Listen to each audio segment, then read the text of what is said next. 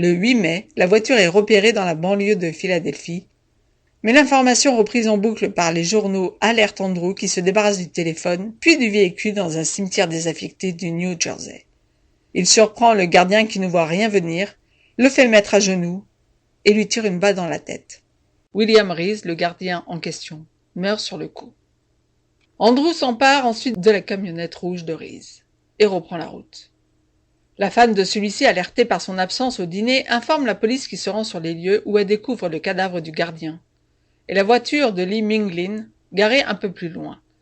Les autorités comprennent qu'Andrew est l'auteur de ce meurtre et partagent l'info avec le FBI. Les médias nationaux s'emparent eux aussi de l'affaire. Si la couverture télévisuelle nourrit l'ego de Cunanan, elle lui pose malgré tout problème, car son visage est à la une des chaînes d'infos et des journaux papier.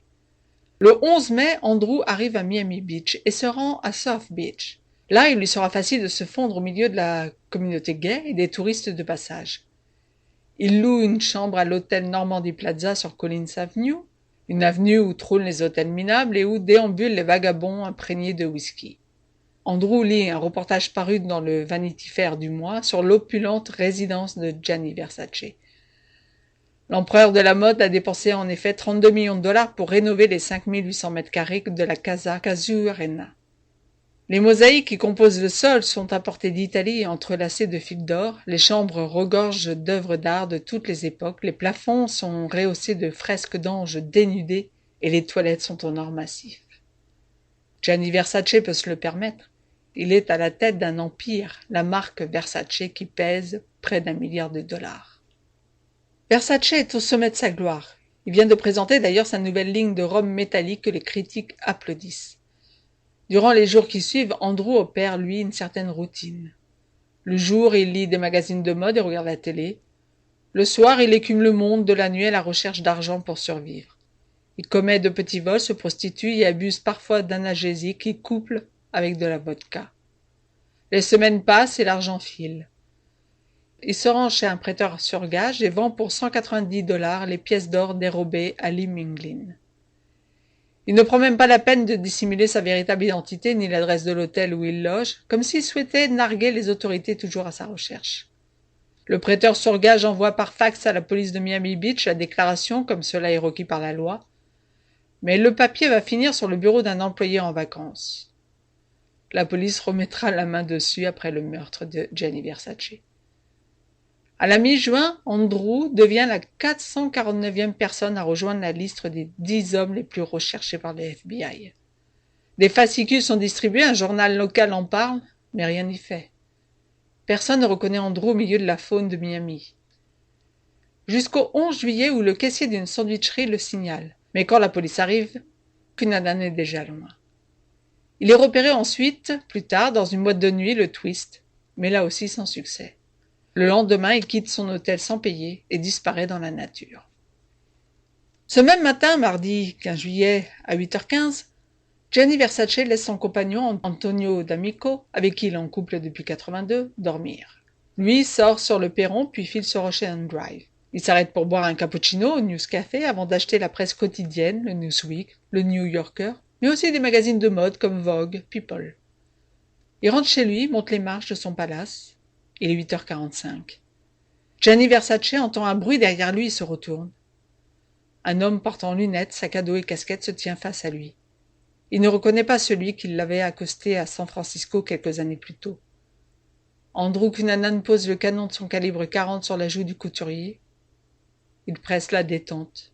Le couturier s'écroule. Un second projectile lui traverse ensuite le cou. Cunanan s'enfuit, poursuivi par un ami de Versace qui vient de voir le corps de son ami écroulé sur les marches de la villa.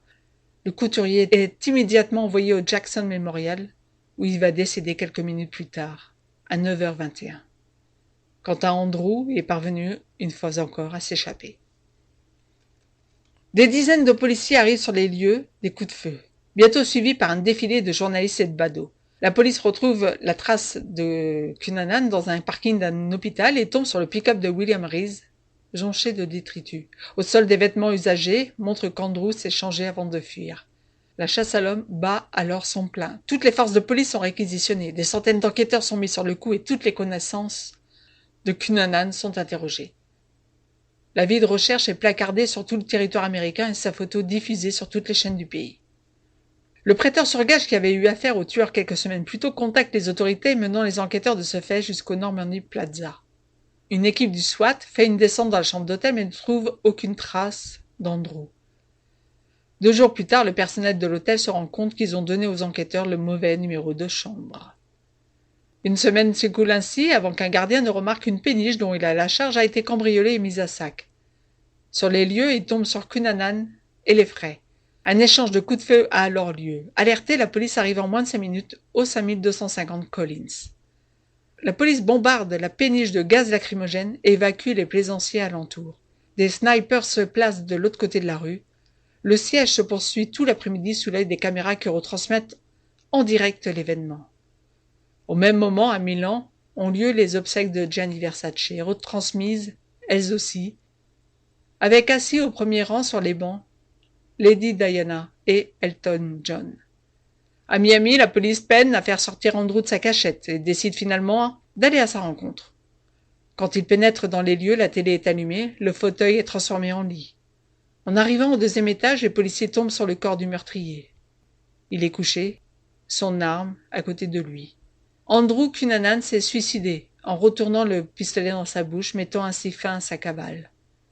À 22h45, la police fait une déclaration à la presse et confirme la mort de l'assassin, entre autres de Gianni Versace. Finalement, Andrew Cunanan a réussi ce qu'il voulait, devenir célèbre en rêvant de la vie des autres. À très bientôt pour un nouveau portrait sur psychocriminologie.com. Si vous avez aimé cette chronique, n'oubliez pas de vous abonner à notre page.